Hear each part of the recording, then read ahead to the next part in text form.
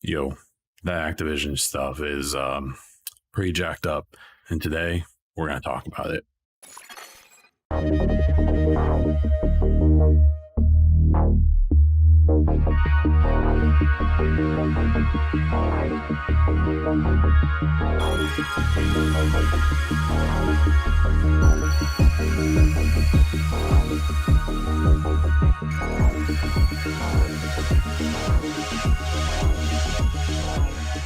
Welcome to the EchoCast, episode 148. Effing Activision, man. I am Morgan, aka Bond Diesel, and this is a podcast about gaming news, gaming platforms, and technology from the perspective of a lifelong nerd and now father. Please take a moment to subscribe to and rate the podcast on whatever platform you listen. Comments on the YouTube video, retweets on Twitter, and iTunes reviews are the most helpful. Also, be sure to let me know if you have any questions or topics for the next show by replying to Twitter in the YouTube comments or becoming a patron. Thank you to this month's Patreon supporters, Hassan, Christian, Darren, Tim, PK, Man-Made Golf, Lunchbox, and Dale. If you would like to become a patron of this podcast, please check out patreon.com/BondDiesel. This episode, we will talk about the EA Play event, XDefiant being announced, Activision lawsuit, no listener questions this week, but content updates and more. Okay, so we're going to save the heavy stuff for the end, for the most part. But to start off, we will talk about some of the lighter topics. So EA Play did happen on Thursday. Battlefield 2042, in my opinion, was the biggest showcase. They showed off a mode called Portal Mode. This is where there's going to be it seems like it's basically its own section of the game. And it's going to be user customized modes. And it seems like they're going to give quite a bit of discretion with how you use it. So the things they showcased were things like quantity over quality or quality over quantity. So there's going to be a mode where like 5 people spawn in as near future soldiers with all the modern equipment and guns and armor. And then they'll be up against like 30 World War II soldiers with World War II equipment. And there'll be, some type of objective that the small team needs to do. So it kind of showed that off. It showed off a bunch of stuff, defibs versus knives. The biggest thing is that they are bringing in influences from across, I think it was Battlefield 1942, Battlefield 3, Battlefield 3 or 1 and 5, I think, and then Battlefield 2042, which is the game that's coming soon. So you're talking about having everything from like futuristic jet-powered Osprey transport choppers or lift craft versus P-51 Mustangs from World War II. I feel like it could be a bit gimmicky, or it could be the staple of the game. We'll have to wait and see. Either way, I think it looked great and I am excited about it. The other thing they've mentioned multiple times, but we don't know much about yet, is hazard mode.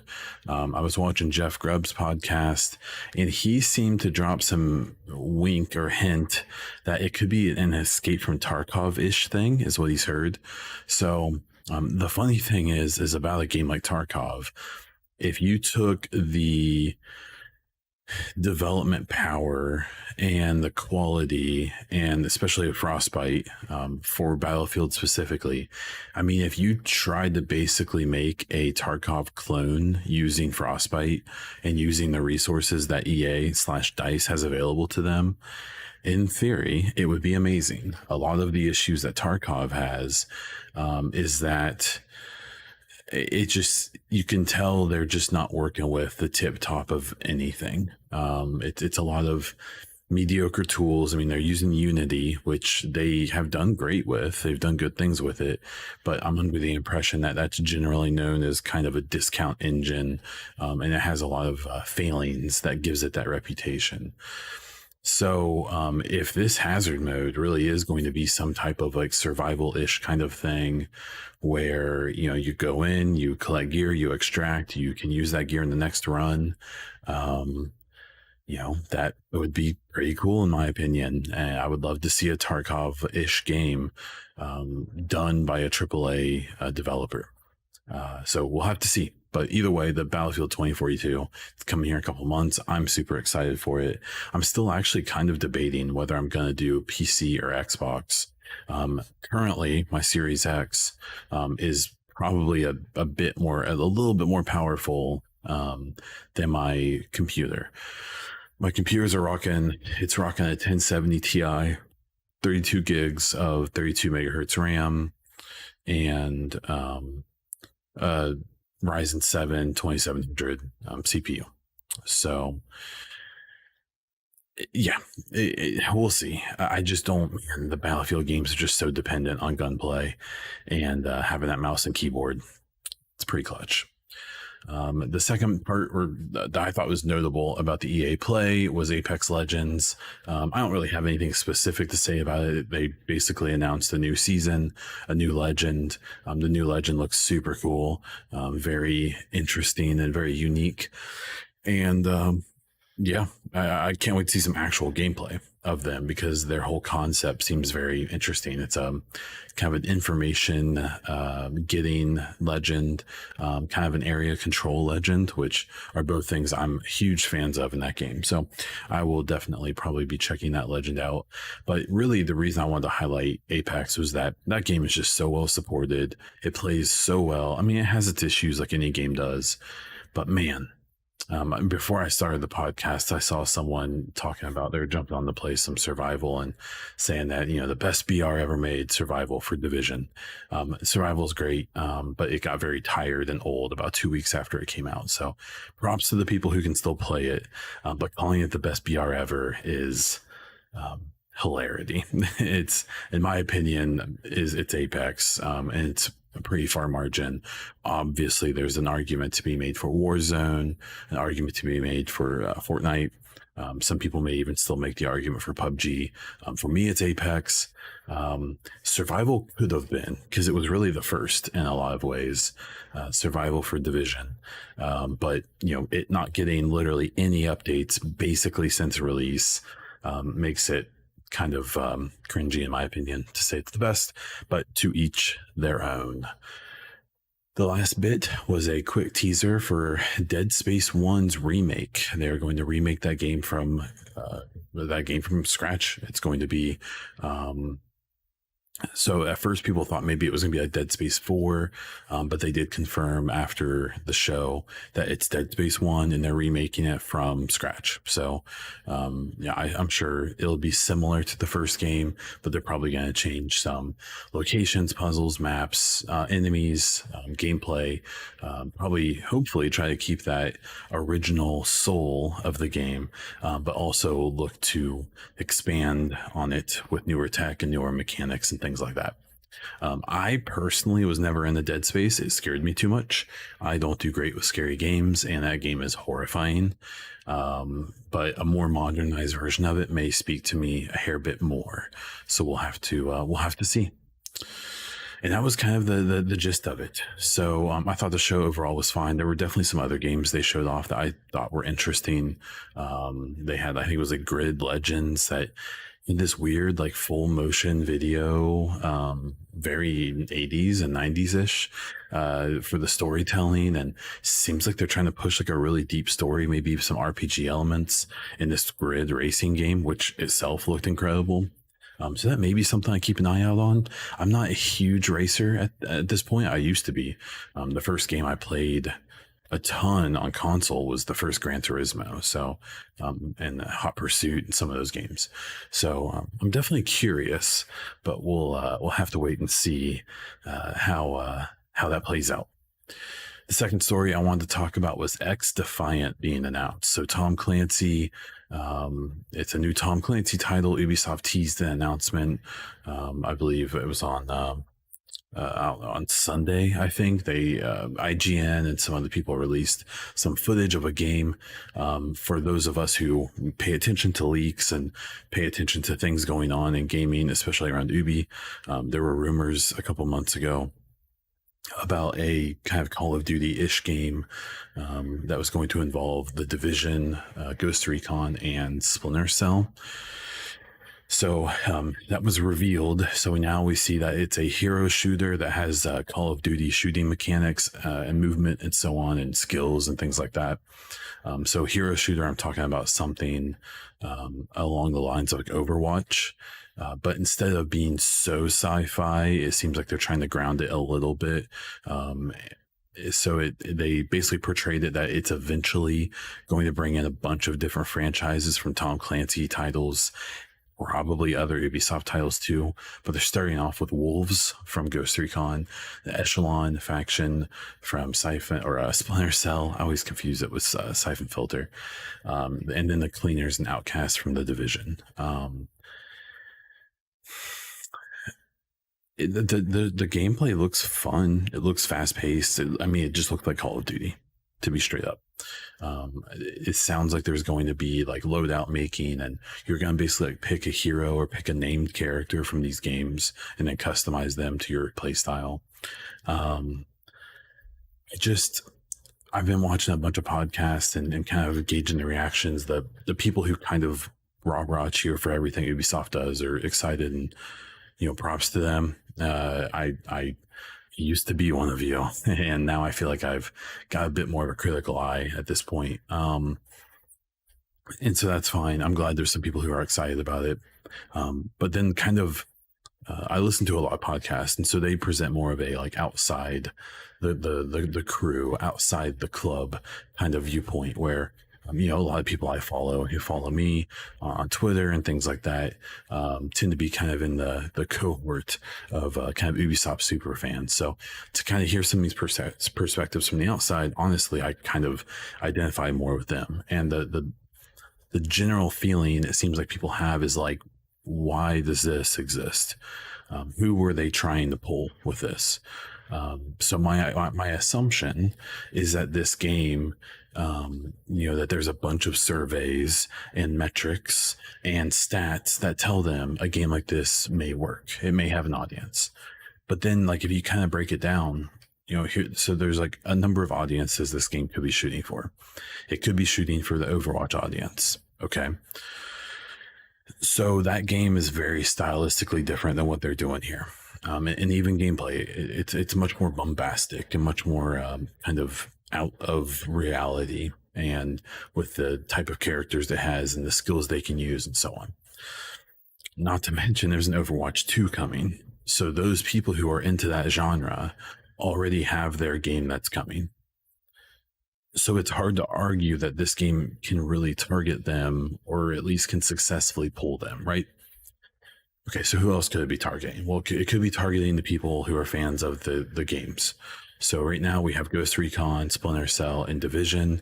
I assume there's going to be other Tom Clancy crossovers here that they'll probably put in Shade Agents. They'll probably put in Ghost. They'll probably put in, I don't know, whatever the enemy factions are in Splinter Cell, and so on and so forth. But here's the thing.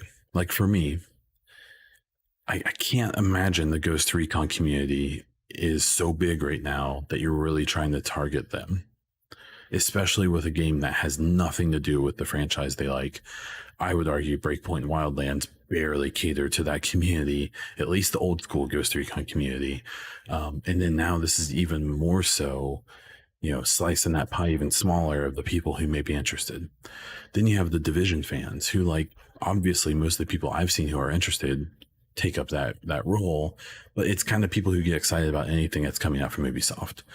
And so, I mean, this game isn't a Division game. It's a game that has Division stuff in it, right? And even that is a loose connection.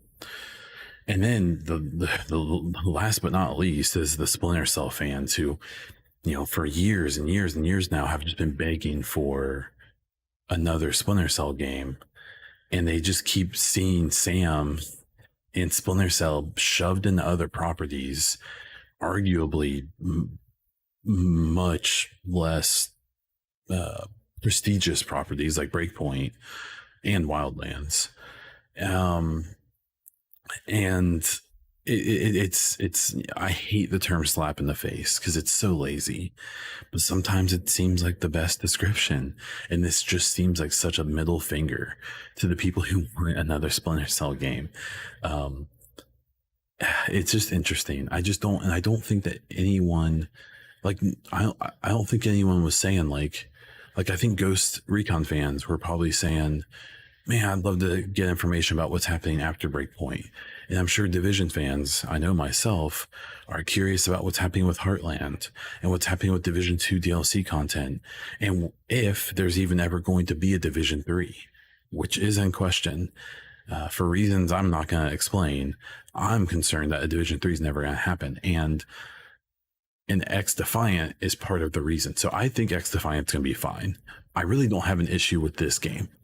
I think it's going to come out. They're going to pay a bunch of streamers lots and lots of money to play it for a week. And then I think it's going to die off and be Hyperscaped. Because if you didn't know, Hyperscape is in its 4th season of content. And I'd be amazed if there's 1,000 people playing that game. Anyways, my issue as a Division fan is that I'm afraid this is the beginning of a pattern of them diluting the brand and shoving Division into everything, and letting it become like a crossover monster instead of staying its own thing. Very much what they've done to Splinter Cell, and what it seems like they've been doing with Ghost Recon, where instead of letting these pillars of the Tom Clancy brand stand on their own, they either don't want to invest the time or the money or the resources and create an experience that people assume they're going to get from a Tom Clancy game. And instead they just are going to just make this weird amalgamation of generic whatever and shove it out there and hope that enough people are fans enough of those pillars that they won't mind that they're all smashed together. For me, for Division, this makes me fear. For a while, I was really excited. I was like, oh man, they're doing books and movies and audiobooks and, more DLC content in a spin-off, whatever Heartland is. That was really exciting to me. I was like, holy crap, the Division brand is as strong as it's ever been. I did multiple podcasts where I talked about like, hey, if you ever doubted the Division as an IP, look at all this money they're investing into it. But then, after seeing that one of the books is a book that came out 2 years ago in other territories, not in the US, after hearing the audiobook, which is okay, but it's fine, right? After seeing this XDefiant game that is theoretically going to compete with Heartland, whatever Heartland is, if it is anything at this point, and then that's probably also going to both of those properties are probably going to compete with whatever the DLC is for Division 2 this winter. They're probably all coming out at roughly the same time, or at least they're going to be out at the same time. And what I'm starting to fear is that what seemed like a dedication to the Division's IP, not long ago, is actually the dilution of the IP and them just trying to suck it for everything it's got left before they Splinter Cell it. So, I don't know. Again, I don't necessarily have an issue with XDefiant. It looks like it's going to be a mechanically sound game with some interesting ideas. I just don't know who they think is going to populate these servers. I don't know. I don't know who is hyped about XDefiant. Obviously, I'm sure there's a few people, but will it be enough? I just don't. I think I've said it before, and I'll say it again. This just seems like another example of Ubisoft, resorting to trend chasing instead of trying to be original and move the genre forward, or move a genre forward, or move gaming forward, or move anything forward. So it just seems like they were like, okay, so we want a game that has this, this, and this. What properties can we shove into it to make it somewhat notable to some of our community? But who knows? The team on it seems skilled. The guy who's leading it is an ex Call of Duty dev, which may not be a thing to brag about in more recent days, but I don't know. So there is a test on PC coming in early August. I am signed up for it. I hope to get into it and be able to talk a bit more about what the game is after I get to play it. I do have 2 reaction videos on YouTube right now, 1 to the announcement, 2 to the actual information they put out. In my opinion, their announcement was really obnoxious. They did this big 24-hour countdown, and then once that countdown ended, there was another 30-minute countdown, and then they showed 2 minutes and 30 seconds of gameplay, which I think we'd mostly seen from the clips people were posting. And then there was like an 8-minute dev interview, but the interview was with the Ubisoft PR person who interviews everyone and asks a bunch of softball questions. And it was fine. The devs are very excited. They were very passionate about what they were talking about. But it just felt very fluff. Literally the entire presentation took half the time of the countdown, which in my opinion is a garbage look. Do a 5-minute countdown. No one wants a 30-minute countdown. Like, no one does. And it makes it look bad when your countdown is twice as long as your presentation. But that's just my opinion. Before we move on to the heavy topic, I think mentioning Heartland and Division 2, while I have tried to move this podcast onto a more general gaming podcast, I can't help but try to focus still a bit on Division 2 because I do care. I can't help but talk about Heartland. And so right now, Massive, so this is concerning Division 2 DLC, Massive is on their 2-3 week break. They get their midsummer or whatever break in Sweden. So while it seems like Massive isn't really leading this project from a manpower point of view, I do believe that Yannick and some people at Massive are the ones actually leading this DLC project and whatever they're working on. It seems like Trick is still working on it. It seems like there's some other people who we're aware of are still working on it. And I think I understand that maybe they just didn't have anything to give us during the Ubi Forward a few weeks ago. They can't give us information if they don't have it. I understand that. But they can give us some direction. This DLC isn't a new game. The Division has always been so awful about their hype anyways, where they tease. But the problem is they tease things to the point that when the actual information comes out, it's almost always highly underwhelming. And this is one of those things where it'd be nice to have a conversation happening of like, hey, this is kind of what we're working on. We'll give you specific details later, but here's our ideas. We're going to make so we know there's a new mode coming, but that means nothing to us. It's supposed to be a new mode to this franchise, whatever the hell that means. For better or worse, it's kind of hard to even take that seriously because, the Expedition, the Kinley College was supposed to be this big new mode, and it ended up being the most boring content they've ever put out. Then the Pentagon ended up just being 2 good missions, but that was obviously supposed to be the Underground 2.0, right? After you finish those 2 missions, you're supposed to go into the catacombs of the Pentagon and be able to do it but I guess funding got cut. And then 3, the Coney Island was just a prologue to, Warlords of New York, which was fine, but was also obviously meant to be Division 1 DLC.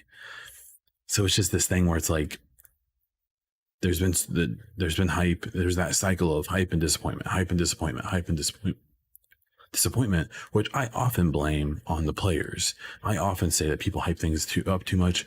People set expectations that aren't set by the Ubisoft or by the Division. And I still hold that true.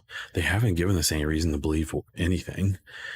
But when you leave that much of a vacuum, there's people with good intentions who are just going to get too excited.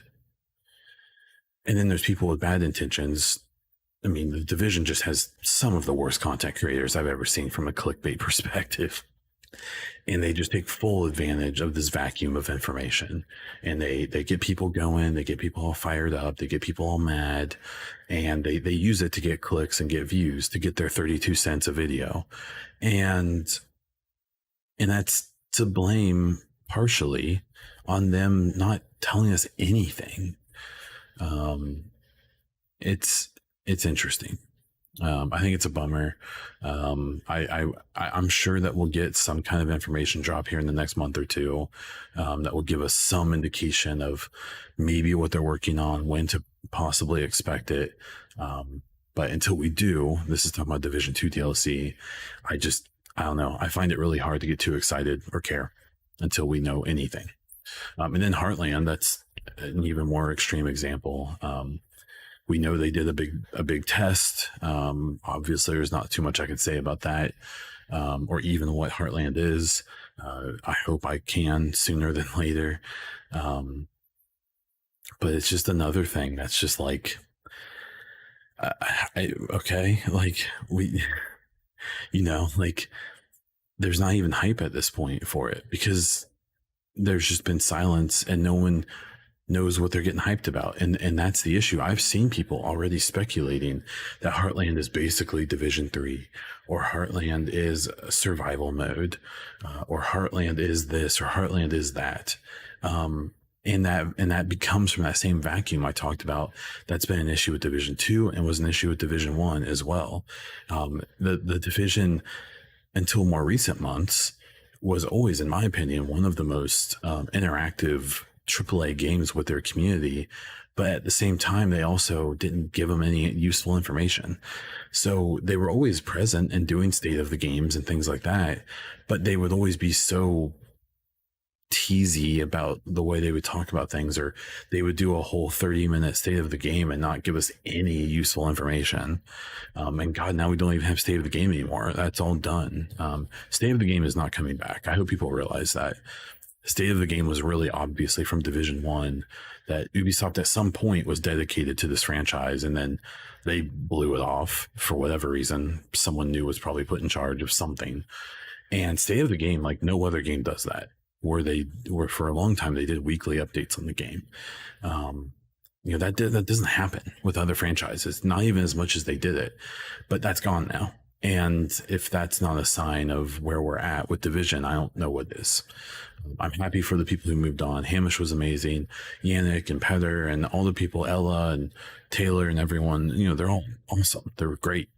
But if you don't think it's telling, the state of the communication stuff of how they treat the franchise, I don't know what is. That's again why I thought all the stuff that was happening with Division was so exciting, because I thought it meant a newfound dedication to the IP. But then on the other hand, you see the way the actual IP is being treated, and it makes me think that they're just hawking off the IP and making money on it as quickly as they can, and that may not be good for the franchise in the long run. Okay, on to the final topic. So trigger warning, gross content. I'm not going to go too deep into the things being accused of with the Activision lawsuit, but it can be, I'll probably mention some of the nastiest stuff I saw. So it was announced this week that the state of California, I think it was their workplace department or workplace enforcement, is filing a large lawsuit against Activision and Blizzard over a bunch of issues that they found there. So a majority of the things, unfortunately, are kind of the things you expect when you hear that, giant company is treating their people badly. So it's the list of women not being promoted appropriately, women being given bad reviews while they're on maternity leave. There's one story about a woman women consistently getting kicked out of meeting rooms where they were either pumping or breastfeeding, so for just staff meetings, even though they had scheduled their time, and you legally have to provide women a place for them to pump or breastfeed. Just general harassment, a lot of bro culture BS. And it was all of, unfortunately, the stuff you assume. And then there was a part of the story where one of the women working there killed herself while she was on a work trip. And it had been found that she'd been getting harassed by her fellow employees, been sexually harassed. And then there was a revenge porn situation where an ex of the woman had, I guess, spread naked photos of her to people who she worked with, who were then spreading it within their own teams. I mean, that's like super fucked up. So the thing I'll say before I move on, if you're having suicidal thoughts or if you are having issues like that and this kind of stuff triggers you, please talk to someone. There's suicide prevention lines. There's outpatient therapists. There's I'm not really qualified to help you. If you need to reach out, I can try to point you in the right direction, or you can try to look it up yourself. There are tons of great resources. But like that issue, like that's a big deal. That's not just regular stuff that's happening. And a big thing I've been seeing pushback on, yes, technically Activision deserves their day in court. All these people who have been accused of things deserve to see the evidence and then present their own. But the thing that people need to realize is that when these kind of lawsuits happen, they don't do these kind of lawsuits for funsies. They don't throw out a lawsuit like this. They don't file a lawsuit like this and then look for information to support it. There will be discovery, there will be evidence giving and things like that. But they probably brought this lawsuit because they had a good chunk of legitimate proof. The state, they won't waste their money on this kind of thing unless they feel like they can really, they have good reason to do it. So this whole pushback on like, well, it's all just allegations, right? True. But if even one of the allegations is true, it's a shit show, especially this worst allegation that, these people who were employed there harassed this woman to suicide. Now, sure, she may have had other mental health issues. She may have had other things happening in her life, maybe, but it doesn't take away the responsibility of the people who definitely contributed to her decision and to her pain and to her anguish. And not to mention all of the other harassment and maltreatment and, bad business practices and everything else that was going on. So I just, and one thing that also annoys me when these stories come out is that then you see, I know being a white knight all too well, but you'll see these people come out and push these stories and talk about like, gaming development culture is toxic and, this bro culture and white cis males and all this stuff. Like, sure, that's fine. I don't disagree. But then there was specifically someone I saw, who quoted this story and was like, I know of a man who was fired, who did this and this and this, and he was fired from my company, but he's still in the gaming universe. But here's the thing, you aren't naming him. Why aren't you naming him? Is there any good reason? You're just as much of the problem as anyone else is.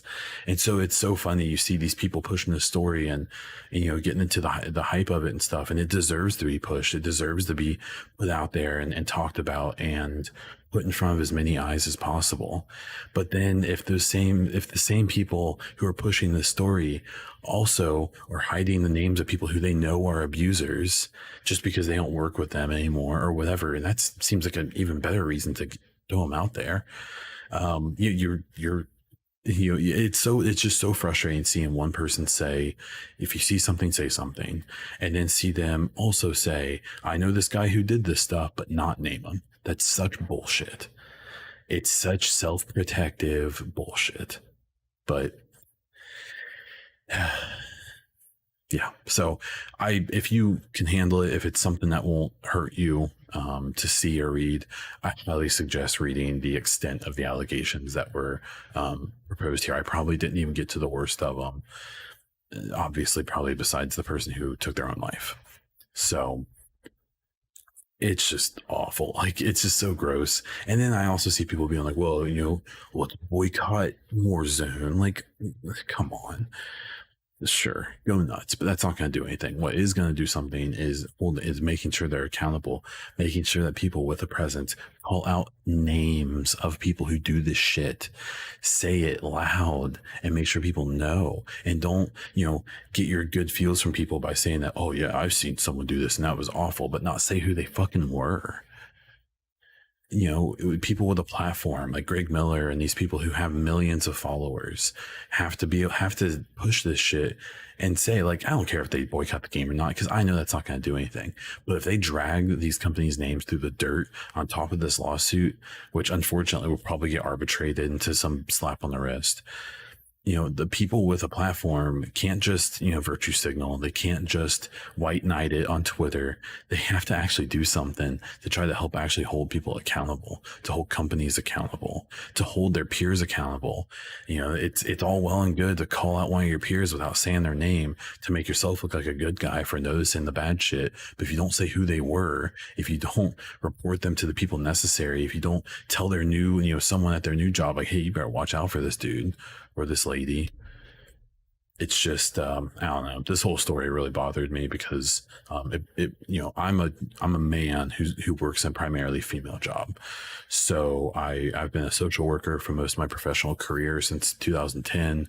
When I graduated from college, I spent a year in a sales job where it was a heavily male dominated job, and it was gross and it was sexist and it was demeaning, and I essentially got pushed out of my job, or pushed to find a new job because I wasn't okay with the salesmen abusing, handicapped people and ripping them off, with management treating women like crap, with customers treating women like crap and management not helping, with employees treating other employees like garbage and stealing things and being awful. And then I went from that bro culture to my last couple jobs. I've been the only man on my team, and the management above me all the way to the top has been female. And I'll be straight up, I've seen issues that sound really familiar when I hear about workplace issues that women have in male dominated workplaces. I've seen those things too from the other side, but it's not the same. It's bad, and it should be addressed, but it's different because there's never a sexual component either. I don't know why. I think I'm very desirable, I guess, but I see these stories, and I know that even the worst situations I've been in, as a guy in an industry that there aren't guys, I still can tell that nothing I've dealt with is anything like this shit. And so I like to think I can be empathetic to it. I like to think I understand like 1% of what it's like. I probably can't. So I don't know. People are being awful. Call it out. And just try to be good to people. We could all learn a lot from that. We didn't have any listener questions this week. Like I said before, if you want to ask any, I do post a couple tweets on Twitter asking for topics and so on and so forth.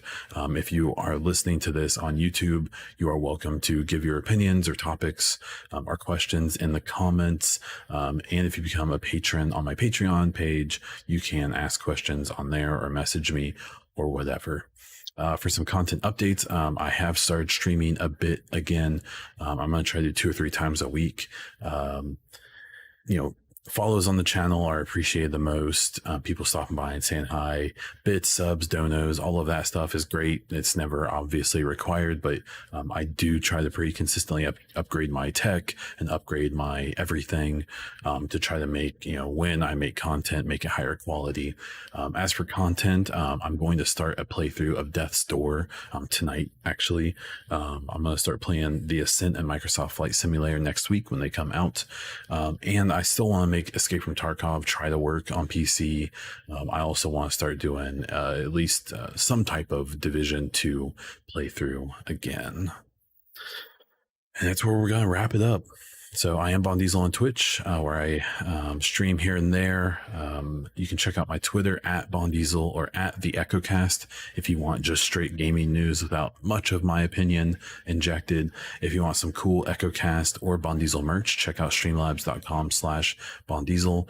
If you want to search for Bon Diesel on extralife.com, I'm doing 2021 fundraiser there. We're at $500. I would like to at least get to 1,000 this year. I'll probably start pushing it a bit harder. And that's all I have. So until next time.